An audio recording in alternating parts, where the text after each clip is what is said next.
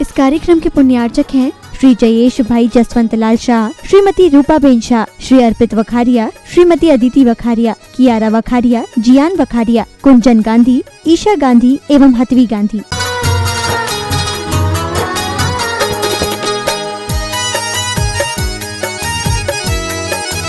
बन पड़े स्वयं ही नवगाथा, मुझे नागम का वह सुधा कलश जो बिखराते हैं गली गली, जिनके दर्शन को पाकर के खिलती मुरझाई हृदय कली। चलिए आगे पुरुष वर्ग में से 4 व्यक्ति आएंगे स्थापना के लिए। अग्रपंक्ति में पुरुष वर्ग से 4 व्यक्ति स्थापना के लिए। ओम ह्रीम अष्टोत्तर शताचार्य श्री विद्यासागर जी महामुनीन्द्र, हे भगवन अत्र अवतरोत्तर संपोषित्रायवानम, अत्रोत्तिष्ठो तिष्ठो ठय ठय स्थापनम, अत्र मम सन्निहितो भव भव सट सन्निधिकरणम। संसारिक विषयों में पढ़कर मैंने अपने को भरमाया, इस राग द्वेष की बैतरणी से अब तक पार नहीं पाया।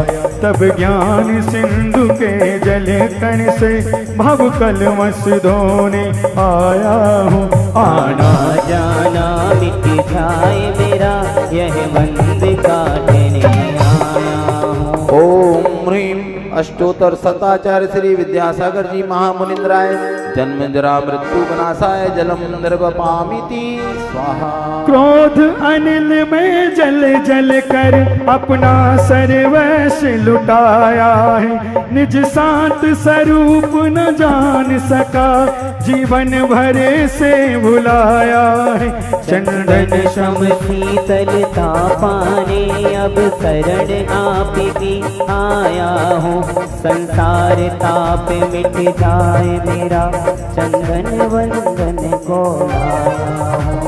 ओम ह्रीम अष्टोत्तर शताचार्य श्री विद्यासागर जी महामुनीन्द्राय, संसार ताप विनाशाय चंदनम निर्वपामिति स्वाहा। पूजन में एक अनुरोध है, पैंट शर्ट वाले कुर्ता पजामा वाले बीच में नहीं आएंगे, जो शुद्धि के वस्त्रों में हैं। आप लोगों को पहले बताया गया है कि धोती दुपट्टा वाले ही पूजन संपन्न करेंगे।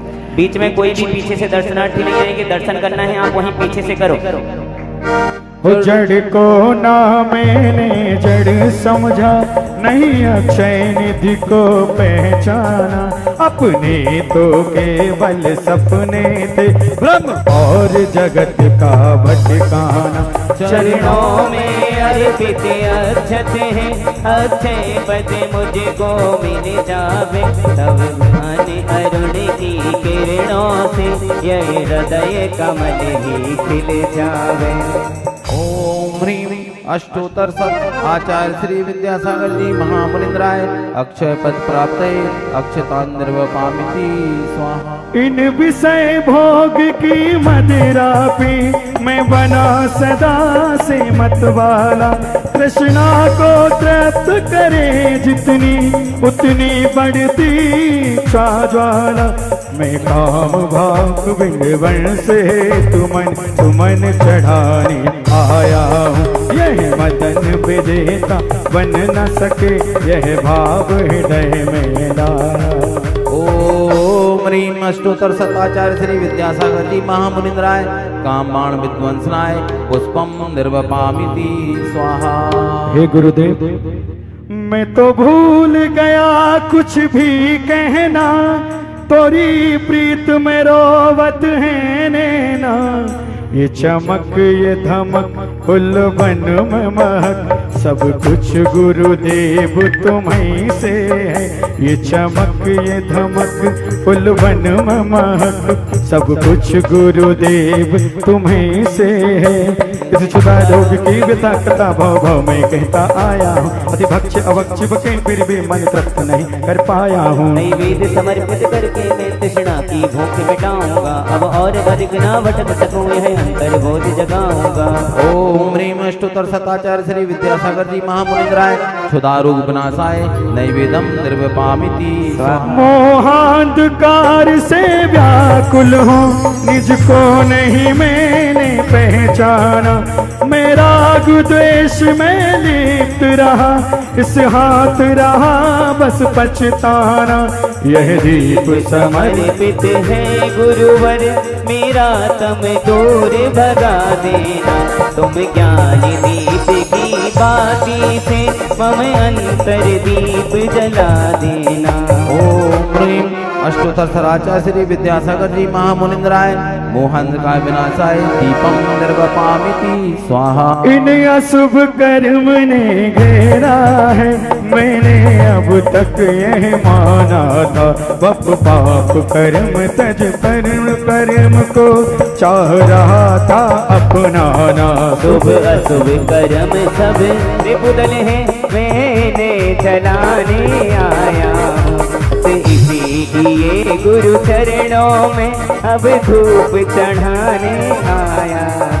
ओम ह्रीं अष्टोत्तर शताचार्य श्री विद्यासागर जी महामुनिंद्राय अष्टकम दहनाय धूपम निर्वपामिति स्वाहा। भोगों को इतना भोगा कि खुद को ही भोग बना डाला। साध और साधक का अंतर मैंने आज मिटा डाला। मैं चिदानंद में लीन रहूं, पूजा का यही फल पाना है। पाना था जिसके द्वारा वह मिल बैठा, मुझे ठिकाना है। ओम ह्रीं अष्टोत्तर शताचार्य श्री विद्यासागर जी महामुनिंद्राय महामोक्ष फल प्राप्त फलम निर्वपामिति स्वाहा। मैं भला बुरा हूँ जैसा हूँ, मैं भला बुरा हूँ जैसा हूँ, तेरे द्वार पे डाला डेरा है। ओ मुझे दास बना कर रख लेना गुरुदेव तू अपने चरणों का। जग के वैभव को पाकर मैं निस दिन कैसा अलमस्त रहा। चारों गतियों की ठोकर को खाने में ही अभ्यस्त रहा। मैं हूँ स्वतंत्र ज्ञाता दृष्टा, मेरा पर से क्या नाता है।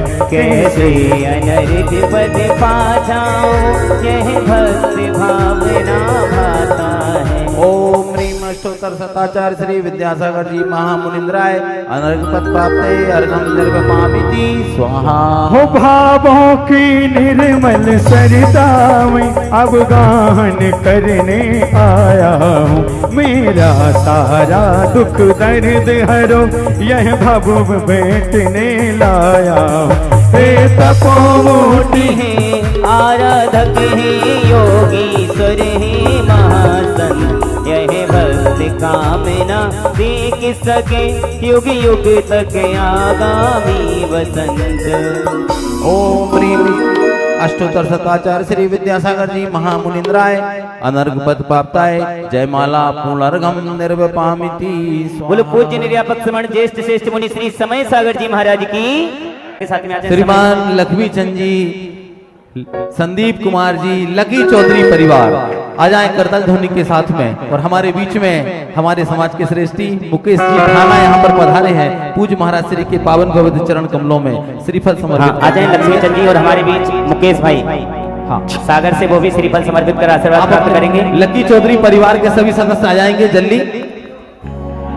तेरा दर तो हकीकत में दुखियों का सहारा है। ओ दरबार तेरा बाबा, ओ दरबार तेरा बाबा, ओ जन्नत का नजारा है। ओ तेरा दर तो हकीकत में दुखियों का सहारा है।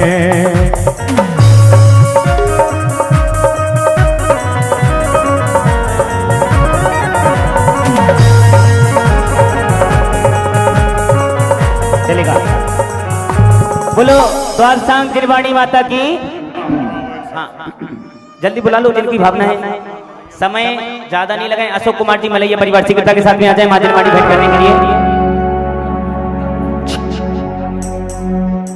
शीघ्रता करें, हम समय ज्यादा हो रहे हैं, हमें पूज्य बड़े महाराज जी के मंगल आशीष वचनों को भी सुनना है। अगर हम जनवाणी भेंट करने में समय निकाल देंगे तो फिर हमें आगे कुछ मिलेगा नहीं। पूज्य निर्यापक संघ में पदस्थ श्रेष्ठ ज्येष्ठ छुल्लक महाराज जी के परिवार के सदस्य यहाँ पर पहुंचे हैं। उनसे निवेदन करता हूँ कि पूज्य निर्यापक संघ के चरणों में श्रीफल समर्पित करें। आप सभी लोग तालियों के साथ में अनुमोदना कर दें। गुरु दरबार है जग सारा, गुरु दरबार है जग बाहर से पधारे हुए जितने भी अतिथि आए हैं 1 मिनट में आ जाएं। सभी बाहर से पधारे हुए जितने भी महानुभाव आए हैं 1 मिनट में श्रीफल समर्पित कर दें। पूज्य महाराज श्री के पावन पवित्र चरण कमलों में जितने भी बाहर से पधारे हुए अतिथि लोग आए हैं। चलेगा, अपने दोनों हाथों को जोड़े और जो जहां से आए हैं वहीं से समय बचाते हुए अपने हाथों को कमल का आकार प्रदान करें, श्रीफल का आकार प्रदान करें। बोले हे महाराज श्री नमोस्तु नमोस्तु नमोस्तु। हे मुनि श्री अपने पावन मुखारविंद से हम सभी को अपना मंगल आशीष वचन देने की कृपा करें। पूज्य बड़े महाराज जी के पावन चरणारविंद में निवेदन। नमोस्तु महाराज जी, नमोस्तु महाराज जी, नमोस्तु। प्रातः स्मरणीय परम पूजाचार्य गुरुवर श्री विद्यासागर जी मुनि महाराज जी की पूज्य ज्येष्ठ श्रेष्ठ प्रथम व्यापक स्मरण मुनि श्री समय सागर जी महाराज की, समस्त मुनि संघ की।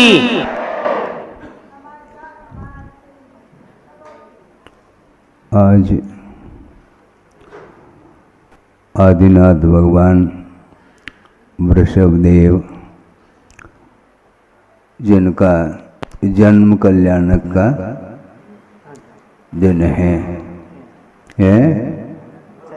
हाँ, जन्म जयंती जिसको बोलते हैं। चैतवदी नवमी आदिनाथ भगवान की वंदना कर रहे हैं आचार्य महाराज की भूनाम्बोज मार्तंडम धर्मामृतपयोधरम योगी कल्पतरुं नौमे देवदेवं वृषद्भजम। इस प्रकार शिवचंद्राचार्य महाराज ने ज्ञानार्णव में वृषभनाथ भगवान की वंदना की है। भुवनाम्बोज मार्तंडम, 3 लोक के जितने भी जीव हैं उन्हें कमल की उपमा दी है और उन भव्य जीव रूपी कमलों को विकसित करने के लिए मार्तंडम का अर्थ सूर्य हुआ करता है। हे भगवान, आप सूर्य के समान हैं। आपके प्रताप से, आपके उस किरणों से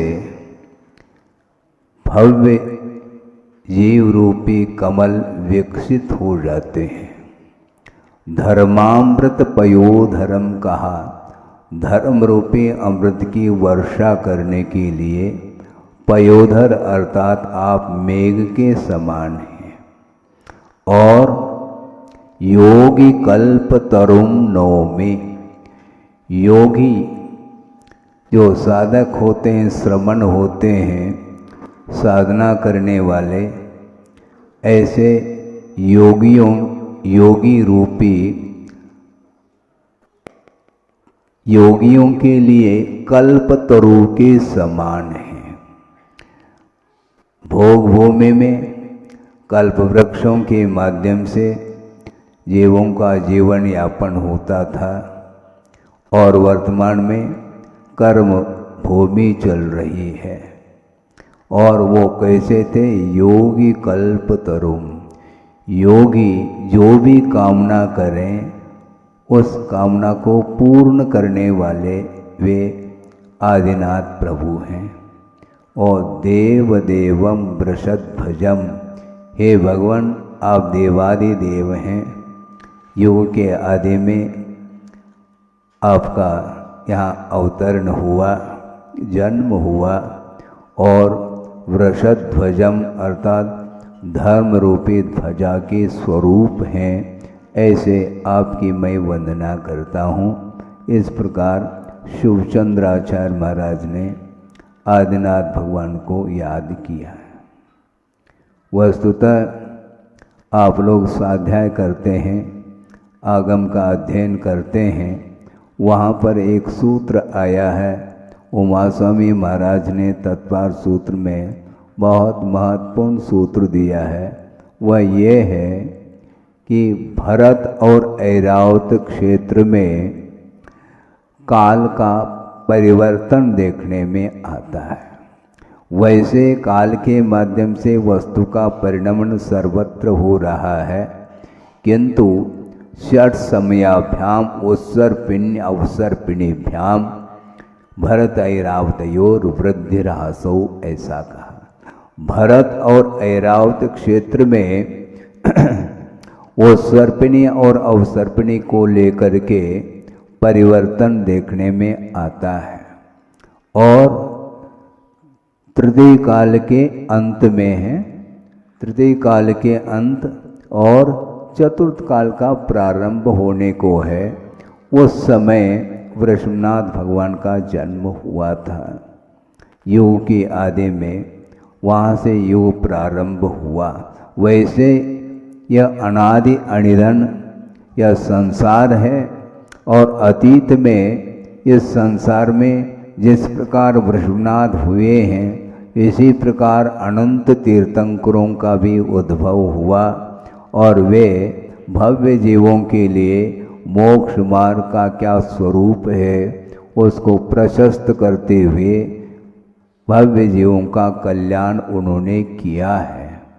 और इसी प्रकार भविष्य में भी अनंतानंत तीर्थंकर इस धरती से होंगे, भरत और ऐरावत क्षेत्र से, और निरंतर विदेश क्षेत्र से भी तीर्थंकर मुक्त हो रहे हैं, और वहाँ पर भी समोषण की रचना अधिक होती है, और वहाँ पर सभा में बैठ करके धर्म का स्वरूप क्या है उसका श्रवण भव्य जीव करते हैं। हमें वस्तुतः इस महान तीर्थ के कर्ता मोक्ष मार्ग के जो नेता हैं उनको थोड़ा सा स्मरण में भी लाते हैं तो भाव में उज्ज्वलता आती है, किंतु ये बहुत दुर्लभ वस्तु है बंधुओं।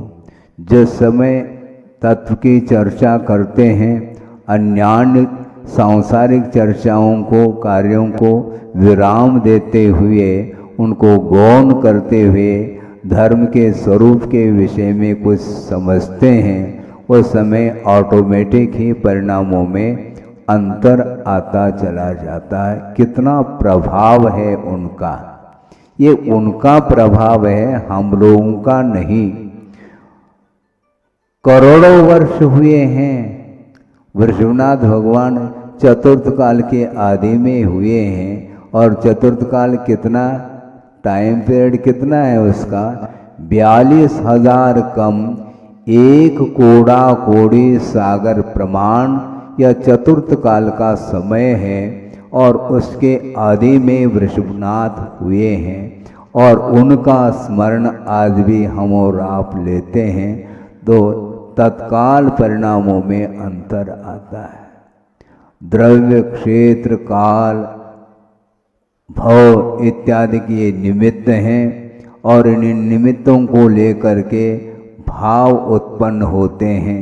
भावों में कलुषता भी होती है तो भावों में निर्मलता भी आती है। तो भावों में कालुष्य परिणाम जो उत्पन्न होते हैं उसके लिए निमित्त के रूप में पंचेंद्र के विषय उपस्थित हो जाते हैं, और उन पंचेंद्र के विषयों की ओर जब उपयोग चला जाता है तो मन में कलुषता आती है, रागादिक भाव उत्पन्न होते हैं, और उसको गौण करके इस प्रकार तीर्थंकरों का स्मरण करते हैं तो एक अलग ही आनंद का अनुभव होता है। केवल नाम लेने मात्र से इतना आनंद का अनुभव होता है। तो उस रूप यदि हम लोगों का परिणमन हो जाएगा वस्तु का, तो उस समय कहने के लिए शब्द नहीं रह पाते। वस्तुतः शब्दों के माध्यम से वस्तु का जो वर्णन किया जाता है वह सीमित मात्रा में ही उसका वर्णन होता है। आगम में भी यह उल्लेख है, केवल ज्ञान के माध्यम से प्रभु विश्व को जान लेते हैं। यानी अनंतानंद जो पदार्थ हैं, चेतना चेतनात्मक, मूर्ता मूर्तात्मक जो वस्तु हैं, और उनको उनके अतीत संबंधी और अनागत संबंधी अनंतानंत पर्यायों के साथ, और प्रत्येक द्रव्य में जो अनंतानंत गुण हैं उनके पर्यायों के साथ एक समय में एक साथ वो सारे पदार्थ ज्ञान के विषय बनते हैं। किनके लिए? केवल ज्ञानी के लिए। और उन समस्त पदार्थों को ज्ञान का उन्होंने विषय बना लिया है, किंतु दिव्य ध्वनि में जो भी बात आती है वह उसका अनंतवा अंश ही वह दिव्य ध्वनि का विषय बनता है। बाकी सारा विषय ज्ञान का विषय बनता है। और दिव्य ध्वनि वचनात्मक हुआ करती है, वह ध्वनि के रूप में है, जो कि वह कर्णेंद्रिय का विषय बनता है। ऐसी स्थिति में दिव्य ध्वनि में पूरा का पूरा विषय नहीं आया है। इसलिए आगम में ये उल्लेख भी मिलता है, गणधर परमेष्टि को भी जिज्ञासा उत्पन्न होती है। हम और आप तो जिज्ञासा करते ही रहते हैं, समाधान बहुत अल्प रूप में मिलता है। और जिनके पास श्रुत ज्ञानावरणिका पूर्णतः क्षोभम हुआ है, सकल श्रुत के धारी माने जाते हैं, द्वादशांग के पाठी माने जाते हैं, आगम की जिन्होंने रचना की है, ऐसे गणधर परमेष्ठी, और उन्हें भी वस्तु के विषय में जिज्ञासा उत्पन्न होती है। वह पदार्थ कितना विराट रूप लेकर के वह परिणमन करता होगा, ये बहुत अद्भुत चीज है। इसलिए केवल ज्ञान के माध्यम से प्रभु ने सबको जान लिया, क्योंकि सर्वम जानाति इति सर्वज्ञ ऐसा कहा है। जो सबको जानता है उसका नाम सर्वज्ञ है, किंतु सबको जानते हुए भी उसका कथन पूरा का पूरा कथन दिव्य ध्वनि के द्वारा भी नहीं हो सकता। यह अद्भुत विषय है। इसलिए आप लोगों के मन में बहुत सारे विकल्प, जिज्ञासाएं, प्रश्न आदि उत्पन्न हो सकते हैं। उसका समाधान हमें गणधर परमेष्ठी भी देने में अक्षम महसूस करते हैं। इसके उपरांत भी उनका ये कहना है कि सभी पदार्थों का ज्ञान हो तभी हमें मोक्ष की उपलब्धि होती है, ऐसा नहीं, किंतु प्रयोजन भूत जो तत्व है उसका परिज्ञान यदि हो जाता है, समीचीन ज्ञान हो जाता है, जिसको भेद विज्ञान बोलते हैं, उसके माध्यम से ही केवल ज्ञान को प्रकट कर लेता है। सबको जानने का विषय वो केवल ज्ञान का विषय है। हम सबको जानेंगे, फिर बाद में श्रद्धान करते हैं, श्रद्धान की आवश्यकता ही नहीं पड़ती, क्योंकि श्रद्धान का जो विषय बनता है वह जब तक पदार्थ हमारे लिए परोक्ष रूप में उपस्थित रहता है तब तक श्रद्धान की, विश्वास की, आस्था की आवश्यकता पड़ती है, किंतु सकल प्रत्यक्ष होने के उपरांत विश्वास की कोई आवश्यकता नहीं पड़ती। जैसे आप लोग बोलते हैं, क्या बोलते हैं, हाथ कंगन को आरसी की क्या आवश्यकता? आपके हाथ में कंगन है और उसको देखने के लिए आईना ले आओ, क्या आवश्यकता है? आवश्यकता पड़ती नहीं। उसी प्रकार केवल ज्ञान रूपी दर्पण में सारा विश्व ही प्रतिबिंबित हो रहा है, तो ऐसे स्थिति में आस्था की क्या आवश्यकता नहीं होती। तो इतना विराट रूप है ज्ञान, और केवल ज्ञान के माध्यम से उन समस्त वस्तुओं को जानते हुए भी उनके उपयोग में रत्ती भर भी राग द्वेष मोह आदि भाव नहीं होते। पूरा स्वर्ग उनके ज्ञान में आ रहा है। असंख्यात देव देवांगनाएं नृत्य कर रहे हैं, वो भी केवल ज्ञान में आ रहा है।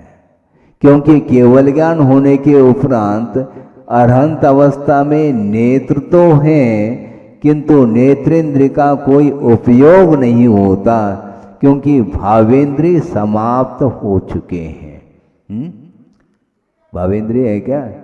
नहीं, क्योंकि वह छद्मस्त अवस्था में ज्ञानावरणी कर्म के क्षोभम से भावेंद्र के माध्यम से और द्रव्येंद्र का आधार लेकर के वस्तु का बोध हो जाता है संसारी प्राणी को।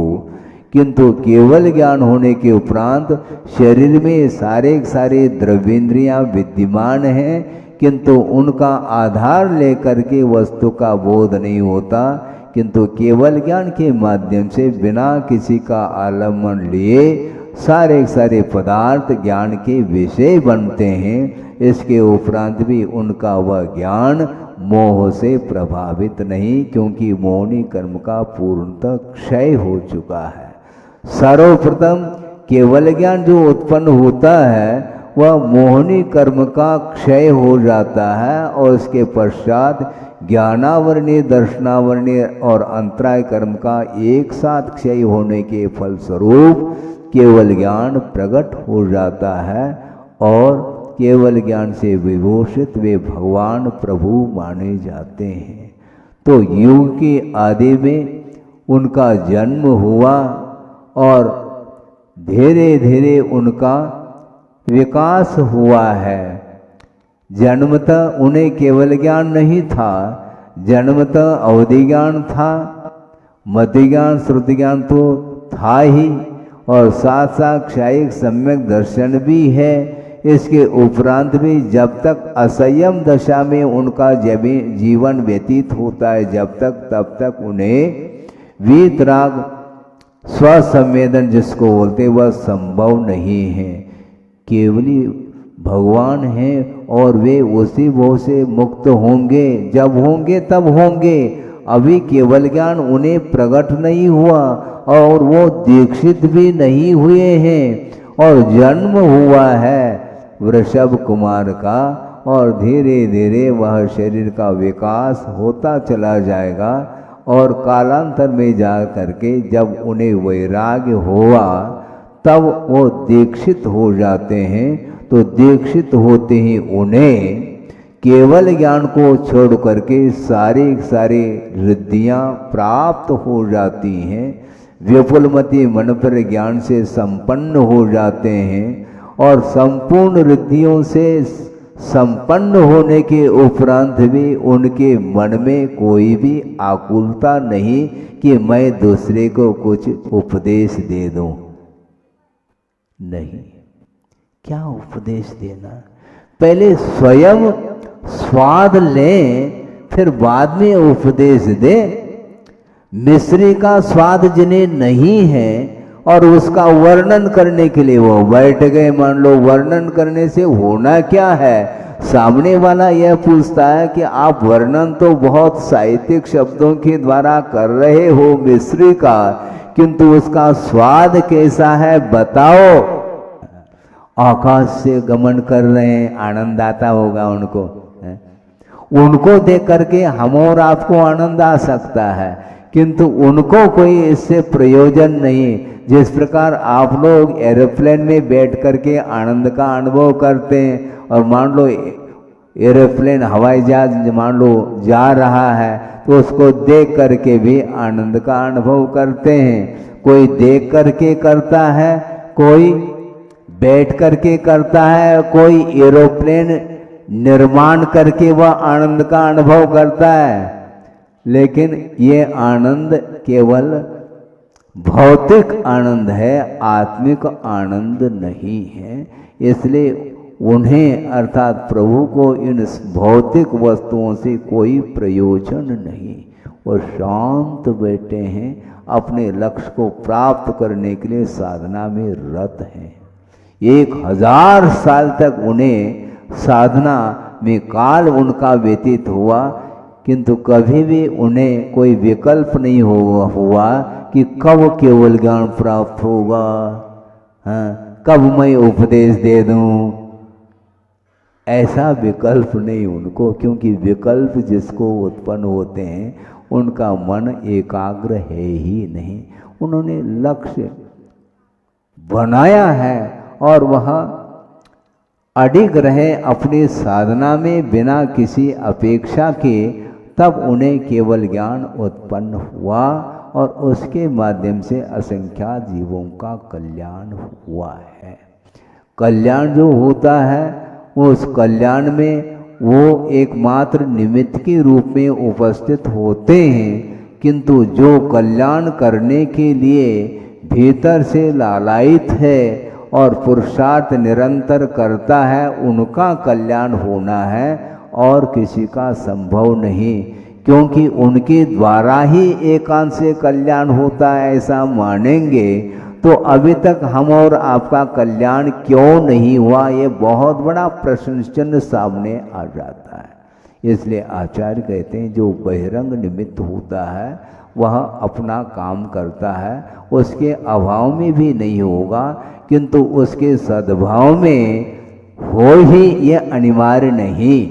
जैसे टीचर हैं, छात्र को पढ़ाते हैं, पढ़ाते क्या नहीं, पढ़ाते हैं, तो सारे के सारे छात्र पास होना चाहिए ना, सारे के सारे मेरिट में आना चाहिए ना, क्योंकि बिना पक्षपात किए टीचर ने पढ़ाया है, अध्ययन कराया है, इसके बाद में जिसके भीतर जितनी क्षमता है, योग्यता है, उसके अनुरूप ही उसका ज्ञान का विकास होता है। इसलिए पुरुषार्थशील होना चाहिए हम लोगों को, क्योंकि अतीत में अनंत तीर्थंकर हुए हैं, अभी भी इसी धरती पर हम और आप घूम रहे हैं, परिभ्रमण कर रहे हैं।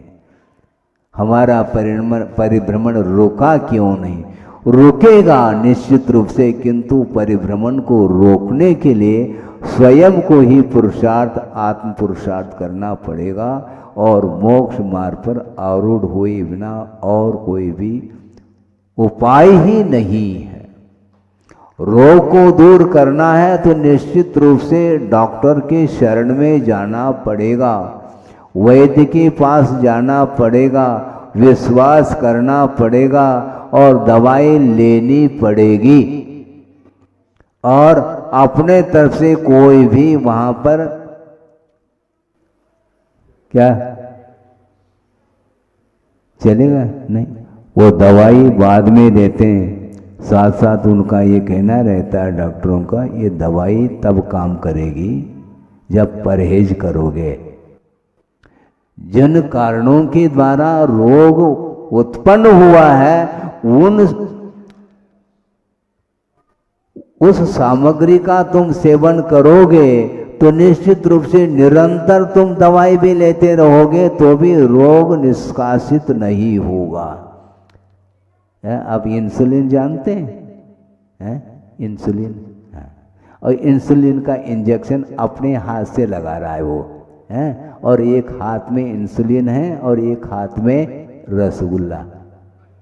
अब वो इंसुलिन क्या करेगा हमें बता दो, वो इंसुलिन करेगा क्या? वो ठीक उसके विपरीत आप भोजन सामग्री का सेवन कर रहे हो, तो इस प्रकार यदि करोगे तो कभी भी औषधि व दवाई काम नहीं करेगी। उसी प्रकार सच्चे देवगुरु शास्त्र का आलम्बन हमें लेना है, और लेते हुए भी यदि मान लो विषयों की ओर आपका उपयोग जा रहा है तो हाथ में ग्रंथ है और उपयोग आपका कहाँ पर है? दुकान में, मकान में, परिवार में आदि में लगा हुआ है।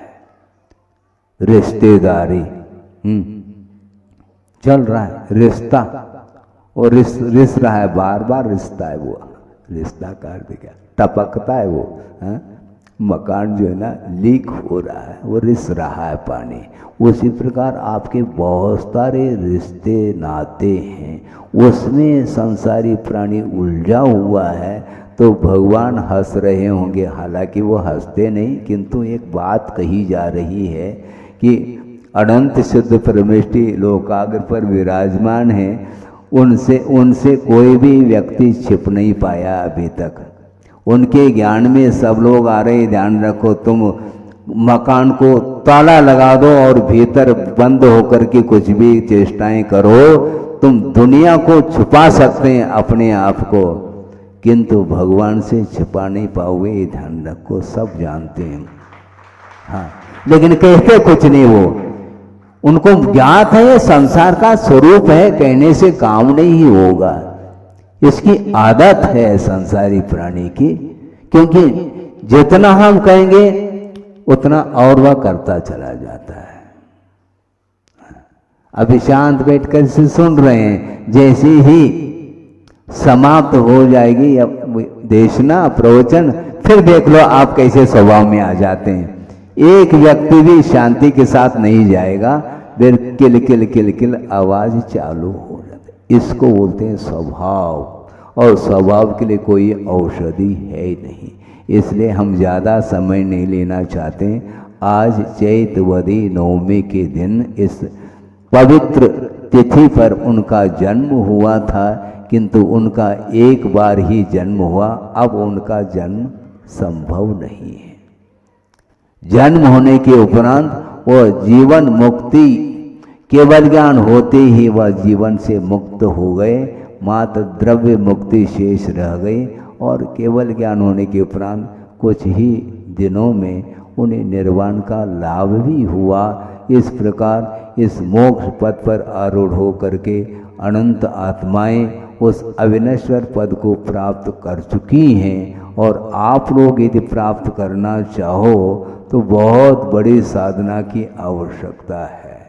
आज श्रमण भी साधना कर रहा है, किंतु उनके साधना के सामने धूल भी नहीं। बहुत अभी लंबा चौड़ा मोक्ष मार्ग तय करना है। इसलिए अपनी शक्ति यथाशक्ति सामर्थ्य के अनुरूप वीतराग भाव को प्राप्त करने के लिए विषयों के प्रति उपेक्षा का भाव आना चाहिए, विषयों के प्रति अनासक्त भाव आना चाहिए, अलगाव आना चाहिए, और पंच परमेष्टि के प्रति ही एकमात्र लगाव होना चाहिए। उसके माध्यम से ही आत्मा का कल्याण हो सकता है, और हो इस पवित्र भावना के साथ अहिंसा परमो धर्म की जय। बोधि समाधि परिणाम शुद्धि स्वात्मोपलब्धि शिव शोक सिद्धि चिंतामणिम चिंतित वस्तुदाने त्वां बंद मानस्य ममास्तुते। परम पूजाचार्य गुरुवर श्री विद्यासागर जी महाराज की जय। इस कार्यक्रम के पुण्यार्चक थे श्री जयेश भाई जसवंत लाल शाह, श्रीमती रूपाबेन शाह, श्री अर्पित वखारिया, श्रीमती अदिति वखारिया, कियारा वखारिया, जियान वखारिया, कुंजन गांधी, ईशा गांधी एवं हतवी गांधी।